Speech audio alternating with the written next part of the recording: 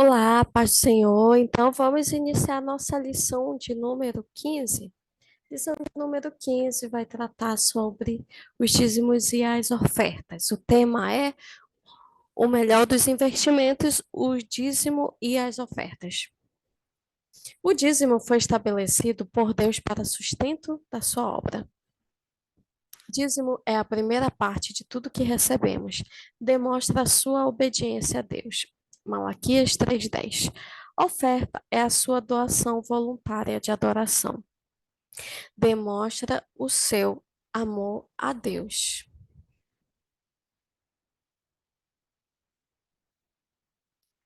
Vamos ver aqui o que significa a palavra dízimo.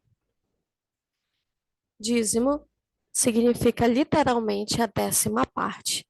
Os judeus davam a décima parte de seu rendimento para Deus, seja em dinheiro ou frutos, como se você ganhasse R$ 1.000.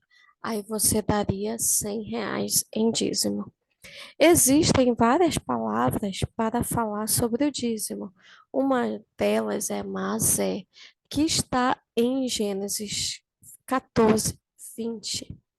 Na Bíblia, algumas vezes a palavra dízimo é zera, que significa semente. Isso é isso que você precisa entender. O tradutor colocou várias palavras como dízimo. Já dízimo em grego é decate e a tradução é um décimo. Por isso, entregamos a décima parte dos rendimentos, no nosso caso, os 10%, certo? Então, vamos ver aqui a referência, Mateus 2:10-11. Quando tornaram a ver a estrela, encheram-se de júbilo. Ao entrarem na casa, viram o menino com Maria, sua mãe, e prostrando-se o adoraram. Então, os tesouros abriram os seus tesouros e lhe deram presente, ouro, incenso e mirra.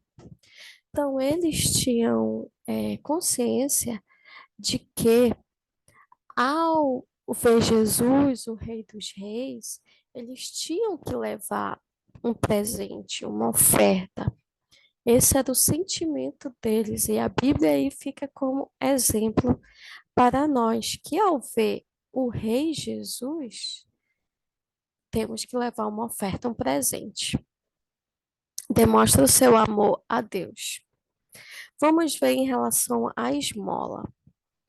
Esmola é a doação que é feita em amor para com o próximo, necessitado e carente. A esmola agrada o coração de Deus e terá recompensas. Salmos 41, 1-3. Toda vez que a gente for falar de salmo, o salmo não tem capítulos, tá? Você vai falar Salmo 1, Salmo 2, Salmo 41, tá bom? Salmo 41, do 1-3. Como é feliz aquele que se interessa pelo pobre. O Senhor o livra em tempos de adversidade.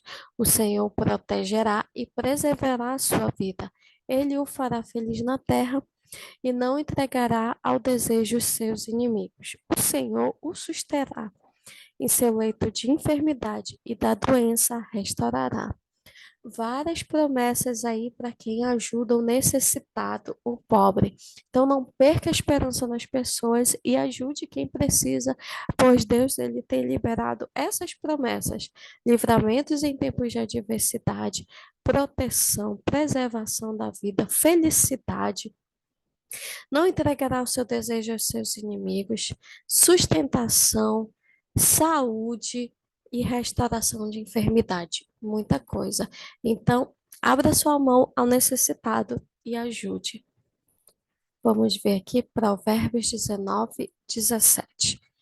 Quem trata bem os pobres empresta ao Senhor e ele o recompensará. Então, você está aqui porque a pessoa não tem. É um empréstimo que você está fazendo a Deus. E Deus, ele te recompensará, certo? Então, faça isso. Ajude.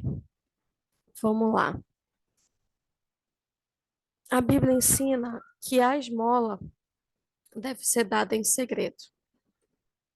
Portanto, quando você der esmola, não anuncie isso em trombetas, como fazem os hipócritas nas sinagogas e nas ruas, a fim de ser honrado pelos outros. Eu garanto que eles já receberam a sua recompensa. Mas quando você der esmola, que a sua mão esquerda não saiba o que está fazendo à direita, de forma que você preste a sua ajuda em segredo, e seu pai, que vê em segredo, te recompensará. Então não é para ficar se mostrando, olha, eu ajudei o pobre, ah, eu ajudei o necessitado. Nada disso. Deus, ele não gosta disso. Então vamos continuar a leitura. Ponto 2. Veja o exemplo de duas viúvas pobres que deram tudo que tinham, confiando na promessa de Deus, que ele abriria as janelas do céu e derramaria bênção sem medida. Marcos 12, do 41 ao 44. E estando Jesus assentado defronte da arca do tesouro, observava a multidão, observava a maneira como a multidão lançava o dinheiro na arca do tesouro, e muitos ricos deitavam muito. Vindo, porém, uma pobre viúva deitou duas pequenas moedas, que valiam meio centavo. E chamando seus discípulos, disse-lhes: Em verdade vos digo que esta pobre viúva deitou mais do que os outros deitaram na arca do tesouro, porque todos ali deixavam que sobejava, mas esta da sua pobreza deitou tudo que tinha, todo o seu sustento. Você vê aí o valor que Deus dá quando nós entregamos tudo. Não entregamos só aquilo que sobra. Jesus, ele deu mais valor à oferta dessa pobre viúva, certo?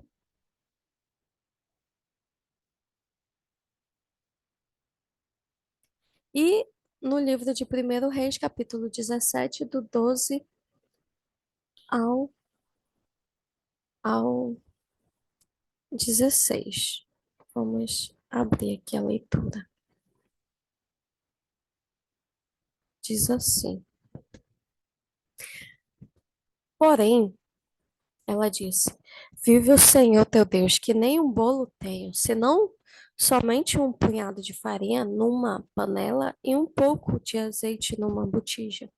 E vê aqui, apanhei 2 cavacos e vou prepará-lo para mim e para meu filho, para que o comamos e morramos. E Elias lhe disse: Não temas, vai, faze conforme a tua palavra. Porém, faze dele primeiro um bolo para mim, um bolo pequeno. Traze-mo aqui, depois farás para ti e para teu filho.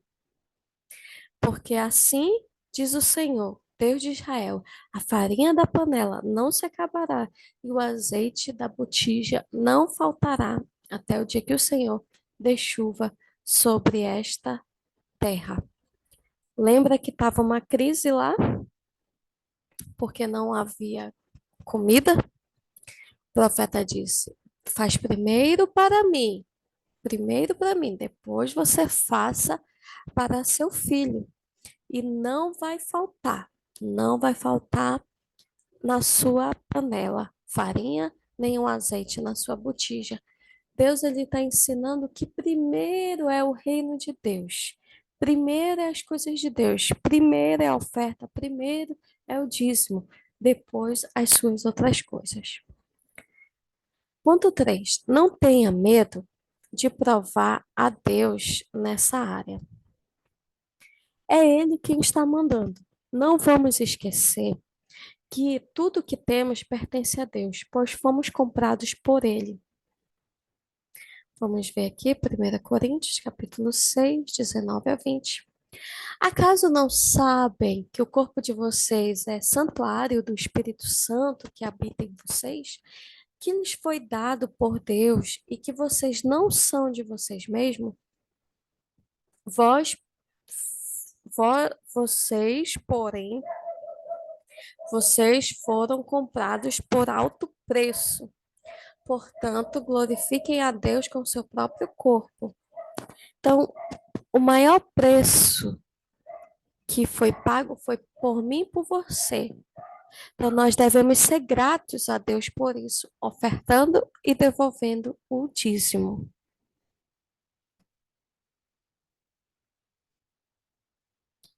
Ponto 5. O amor constante à prática do dízimo.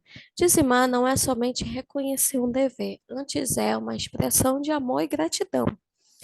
O crente muito recebeu e, portanto, muito deve contribuir. É muito fácil entregar o dízimo quando o crente, primeiramente, entrega a si mesmo ao Senhor. Deus dá saúde, trabalho, emprego, família, bens, o ar que respiramos, a terra, uma igreja para congregar. É muita bênção. Por isso fazemos isso por gratidão. Gratidão e amor a Deus. Olha, 2 Coríntios 8:5. E não somente fizeram o que esperávamos, mas entregaram-se primeiramente a si mesmo ao Senhor e depois a nós, pela vontade de Deus. A nossa própria vida, o nosso tempo é uma oferta a Deus. Lucas 7:47. Por isso, te digo que os seus muitos pecados lhes são perdoados, porque muito amor, mas aquele a quem pouco ama é perdoado. Quem pouco, mas aquele a quem pouco é perdoado, pouco ama. Ou seja, a nossa vida deve ser uma vida de amor e gratidão a Deus. Nossas atitudes, tudo que fazemos para Deus como entrega, por amor, gratidão. Ponto 6. O exemplo de Jesus nos inspira. Embora não tenha sido enfatizado o que Jesus ensinou sobre o dízimo, ele recomendou claramente a sua prática em Mateus 23:23. Ele disse para os fariseus: Ai de vocês, mestres da lei e fariseus hipócritas! Vocês dão o dízimo da hortelã, do endo, do cominho, mas têm negligenciado os preceitos mais importantes da lei, a justiça, a misericórdia e a fidelidade. Vocês devem praticar estas coisas sem omitir aquelas. Então, Jesus está dizendo que é preciso praticar a justiça, a misericórdia, a fidelidade, praticar também o dízimo, entregar o dízimo, as duas coisas juntos, e não somente uma. Então, Jesus aqui está incentivando também a prática do dízimo e também das outras obras de justiça. Vamos continuar a leitura, que diz assim: O Senhor ensina que o dever do crente é dar o dízimo. No Novo Testamento, é evidente que Jesus era um dizimista praticante, porque disse que veio cumprir a lei. Se não fosse dizimista, os fariseus o teriam condenado. Isto eles não fizeram. Jesus deu tudo e nós podemos, a seu exemplo, no mínimo, devolver o dízimo. Então, se vocês sabem que Jesus ele frequentava a sinagoga, é, fazia todos os rituais da lei judaica, né? Então, Jesus, ele com certeza, ele era um dizimista e ofertante fiel. Senão ele seria julgado pelos fariseus, os mestres da lei. Mas não, ele também era considerado um mestre da lei e cumpridor. Como ele mesmo disse, ele foi cumpridor da lei por nós.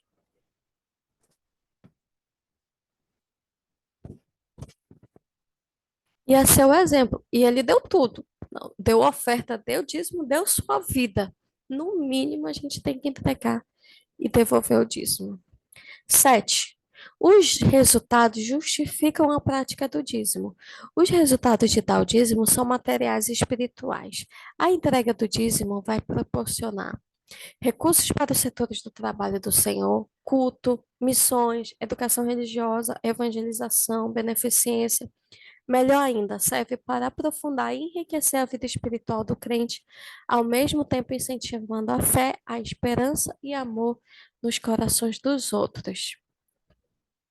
Assim, se vocês não forem dignos de confiança em lidar com as riquezas deste mundo ímpio, quem lhe confiará as verdadeiras riquezas? Você ficar apegado ao dinheiro daqui da terra, quem vai confiar as verdadeiras riquezas, tanto daqui da terra quanto do céu? Então devemos ser desapegados. E Malaquias 3:10 diz: Trazei todos os dízimos à casa do tesouro, para que haja mantimento na minha casa, e depois fazei prova de mim nisto, diz o Senhor dos Exércitos. Se eu não vos abrir as janelas do céu e não derramar sobre vós uma bênção tal, que não haja lugar suficiente para recolherdes. Então, é a bênção do dizimista, de ter as janelas do céu abertas e bênçãos sendo derramadas sem medida. E com esse dízimo, você vai ser um patrocinador do reino de Deus na terra. Um patrocinador da obra de Deus na terra, um financiador. Você estará financiando e através do seu dízimo, o reino de Deus, ele vai para frente, ele vai prosperar. E o reino de Deus prosperando, você vai prosperar também. Quando a obra de Deus prospera, você também prospera, certo? Então fique com a bênção de ser dizimista, a bênção de ser ofertante. Se você ainda não é dizimista, se você ainda não é ofertante, se você ainda não pratica os seus votos, nós vemos que vários pessoas da Bíblia elas faziam seus votos a Deus. Davi fazia votos, Salomão, Jacó, muitas pessoas faziam voto. Então, faça seu voto. É um propósito com Deus aqui, meu Deus, é em prol de alguma coisa.